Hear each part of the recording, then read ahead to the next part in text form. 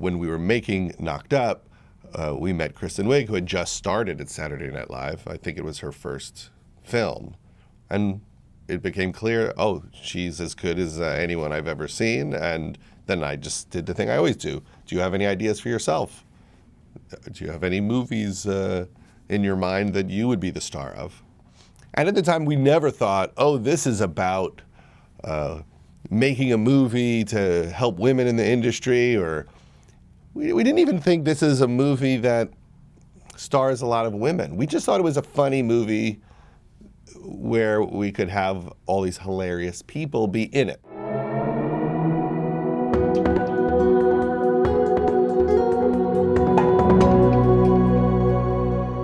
I had never produced a movie with an all-female cast, but I didn't even think about it while we were doing it and while Paul Feig was directing it. It wasn't about that.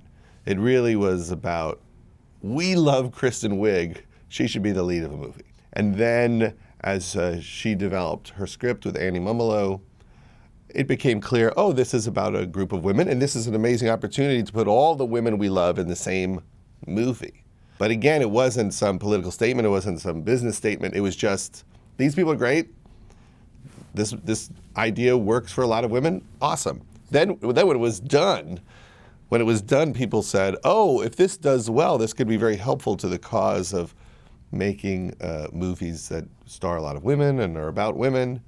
And we thought, oh yeah, well that would be cool too. And then as it got closer to release, some people said, oh, this is a way for the industry to judge whether or not people want movies like this.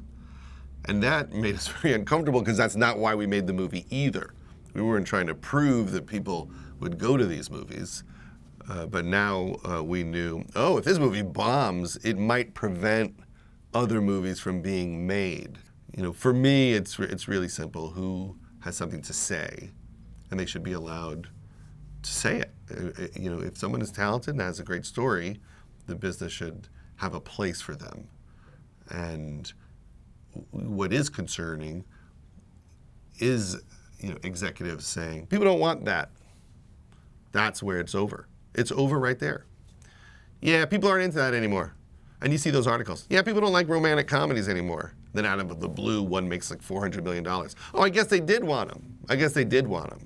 And that's what happens. There's little streaks where things are successful, and then the business decides we want them. But we just want good movies. If people have theories that people don't like this, but they like that, yes, they can prevent you from getting on a lot of screens. Oh, there's a limited amount of people who like watching adventure movies with small women. You know, like, and then what? So now we can't have that? And you know, that's what happens. And it usually is the opposite of people chasing a successful movie. I think what's wrong with that is people judge movies based on whether or not they're good movies. And our movie could have been terrible, and then they would have said, well, maybe people don't want to see movies starring a lot of hilarious women. And that wouldn't have been fair, because it would have been about the movie being good or bad. So most of the discussion is somewhat ridiculous. People like good movies. We all understand that. That's not complicated.